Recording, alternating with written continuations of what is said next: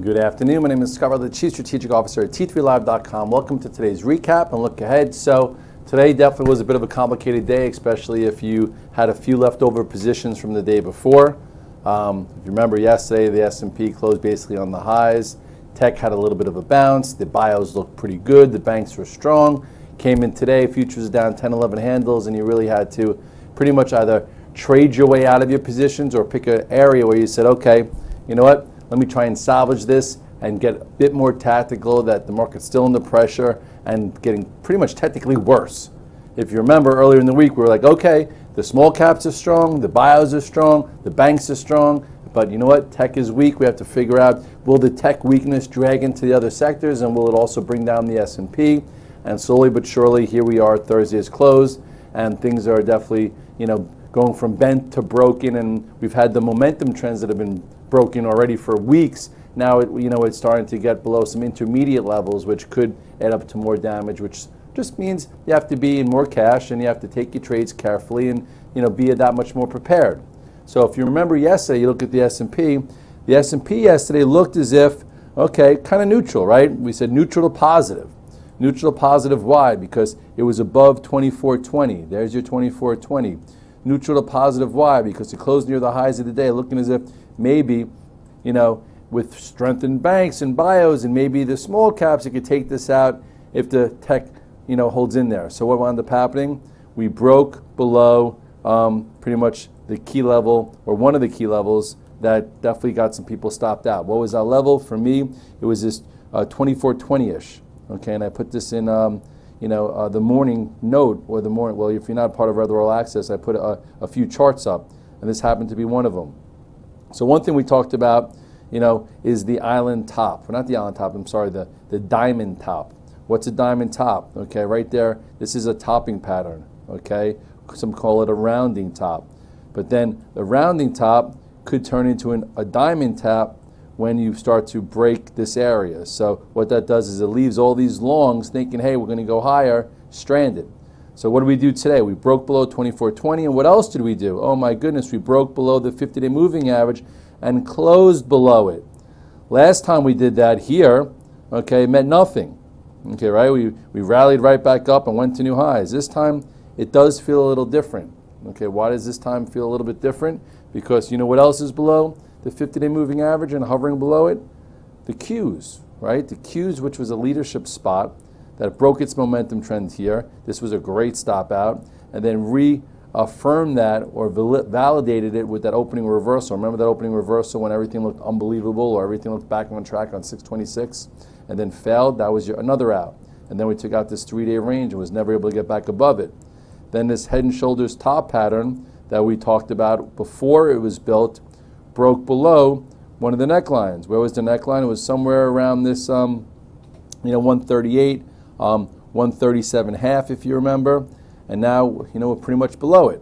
Yesterday, rallied back to the 8-day, and we've been below the 8-day and 21-day pretty much since 140 in the Qs. And that's after a failure into resistance. So some guys are making good money shorting rallies using the H sell setup. Some are just waiting to see what's next.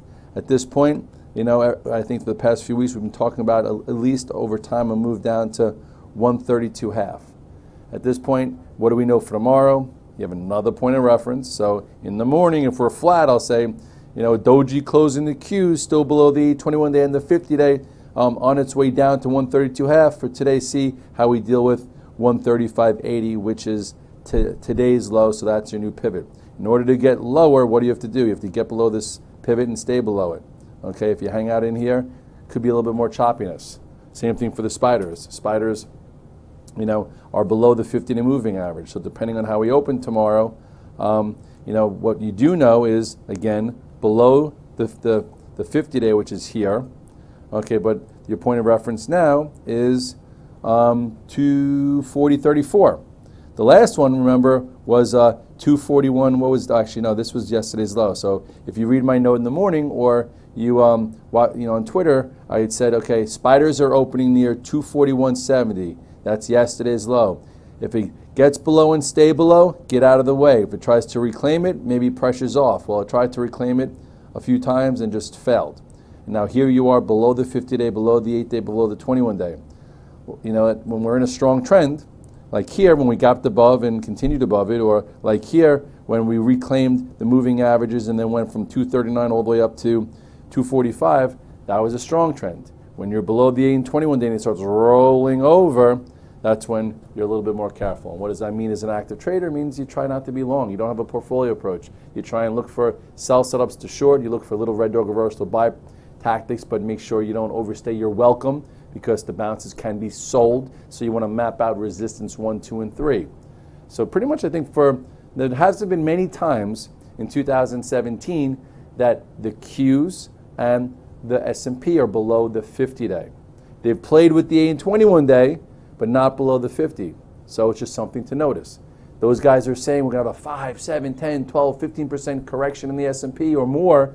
The first few things you have to do for that to take place, because it's a process, is first break the momentum trend, break the 8 and 21 day, and then get below the 50-day and then stay below the 50-day. If you stay below it, that means that there's no demand and nobody's coming in to suck it up and buy it back. And then all of a sudden you start working your way down to the 100 or the 200-day. So that's the process. And what we have to do is navigate the process in a way where we can make us money. As far as the IBB, I'm not in the IBB. I was in the IBB overnight. To me, it looked good, right? It looked like, here you go, nice little bull flag. Perked up, took it home, and then today didn't actually break. So some guys are still long it, saying, hey, you know what? I'm giving this the benefit of the doubt. It's still above the 21-day. It's still above 308.56. That's cool. I hear you. For me, I'll revisit it. I'd rather buy it with more clarity in the market, and maybe if it's getting above this 316, or wait for some kind of red dog reversal like here when you could buy a dip versus a level, or here where it looked like it was going to break down, went below it, came back above it before breaking out. So for me, I also had a few longs on it. I just didn't have a good day. So I was like, I'm just going to reduce my risk, and I sold mine closer to 312. So I saved myself a little bit of money. Big deal. But this is your line in the sand. You can't get too bearish on the IBB if it holds, this 308. It starts breaking below it. That trade changes a little bit. The same way, a few days ago, I was holding a swing long in the IWM. All right, and now I am not in the IWM. Why is Red Dog not in the IWM? Because it doesn't look like it's going to break out anymore. Doesn't look like it's leading the tape. Doesn't look like we're in a strong tape. Here it looked good. Above the 8-day, looking like it's going to break above, this 142.70, and then all of a sudden this day got me out. I just didn't like the action. Thank goodness. I was using this as a spot to get out, and I didn't get back in, and then now boom. What is it? It's below the 8 and 21-day moving average. I know 1x dividend, whatever you want to say, but for me, you know what? It's a different trade. What's a different trade? It means, okay, maybe it's a buy the dip trade in the lower end of the range. Okay, this is one lower end of the range. Here's another lower end of the range. Maybe it's a buy the dip for a red dog reversal. If we can get below 138.83 and come back up, that's a different trade. But for now, every time it's looked its best, it's been a sell. Every time it's looked its worst, it's been a buy. So I was playing for buy a tier 1, add for a tier 2, slap some high fives on a breakout. That changed. Now we'll see if it holds this quadrant or it goes down to here where there's a lot more room, and I wouldn't want to be stuck in there if I'm a trader trading for alpha and P&L and cash flow. And again, what is it? Here is above the 8 and 21 day, and now it's below and pretty much close below the 50-day. So you always have to measure the market health, especially when you're trying to figure out your exposure. As far as the banks that came in long, Bank of America and Goldman Sachs. I don't have either one right now. Some I sold into strength, some I got stopped out on. Why don't I have Bank of America? You know what? Small red dog reversal, not a big one, but what did it do? It traded above a prior high and closed on the lows. And what also is it, which makes me a little bit more worried? It's extended from the 8-day. So it could come to the 8-day and still be fine. Okay? But why would I want to sit through 50 cents if I could actively trade it? And some guys who said, hey, look at this move. Look at the move from all the way down here when it cleared this pivot. I'm looking for a short signal. Well, finally, maybe there's a small short signal, which I'm not short. Tomorrow we have a jobs number. The ADP was light. If the non-farm payrolls is lighter, chances are it's going to get pressured. So this little topping tail could have gotten you out. That's your pivot point. Goldman Sachs, I was hoping we'd get a trade above 229 and let it run a little bit. Goldman Sachs is lagging the banks. It's much better when it's leading the banks. What did it do late in the day? It sucked some people in, including me. I bought some around, I think, 228.50, and I didn't hold it. Why? Because it went through 229, went to 230, didn't have enough momentum, and closed back. Still above the 8-day, it's still tight, but it's lagging. Okay, JP Morgan's at highs. Bank of America is back near highs of March, and this is lagging. So I don't trust them as much. I like to buy it high and sell it higher versus sit in something and figure out why is it lagging. So anyway, that's that. As far as high beta tech, they're all little trades. Some of them actually went green and gave you some cash flow trades if you timed it perfectly. Some didn't. Okay, Tesla, I did not trade today. Why didn't I trade it today? Because it was kind of weak all day and it was in the middle of no man's land. It lost its momentum. Didn't hold the 50-day yesterday. Broke the 8 and 21-day. So how could this happen, some people say? Well, you know how it happened? Well, here's your 8-day moving average. What was it above this entire run? So from 320 all the way up until about 386, about 60, something points. It was above the 8-day, which means it's strong. And then finally here was a small little signal saying maybe it's not as strong as it was. And then it broke below this little pivot. So that could have been your first out. For me, that would have been my out. This 2-day move below this. Some will say, hey, I'm going to give it to the 21-day. You know what? This has been above both. I don't trade actively every day. I was long it here when it was above the 8 and the 21-day from 280 all the way up to, almost 324, or maybe you got stopped out here, which was still about 30 points. So I'm going to give it to here. So if you gave it to there, maybe you got out when it gapped up on Tuesday and failed, and that was still 360. That's still better than 308. So now it's below all the moving averages. It didn't hold the 50-day yesterday. Didn't do much of a bounce today. Tried once. Some are saying I'm going to go home long a little bit because everyone wants a gap down.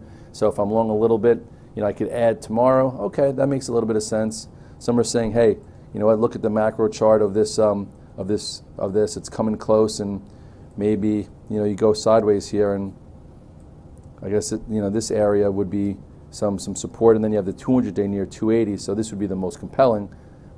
If I were you, I would not be short overnight. This was your reversal to short. Yesterday you broke the 50-day, so that could have been a short. Now into some support. I don't know if it's a long, but I wouldn't be pressing my luck short here, especially if you made good money on day 1, 2, 3 down and big ones.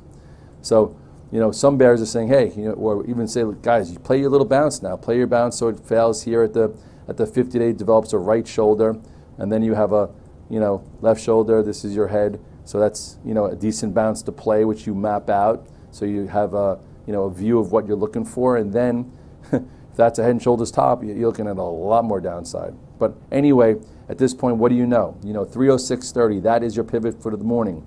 If it opened up at 300, I'd say, hey, you know what? Buy maybe versus a 15-minute low if it could reclaim 306.30. You could take some pressure off, or it opened up at $2. Say, hey, you could buy it versus this. If it breaks this, get out of the way. If it can't get below and stay below and comes back above, you get a red dog reversal to buy, and use the morning low as your stop, considering it just came down 60 or 70 points, and that's being tactical.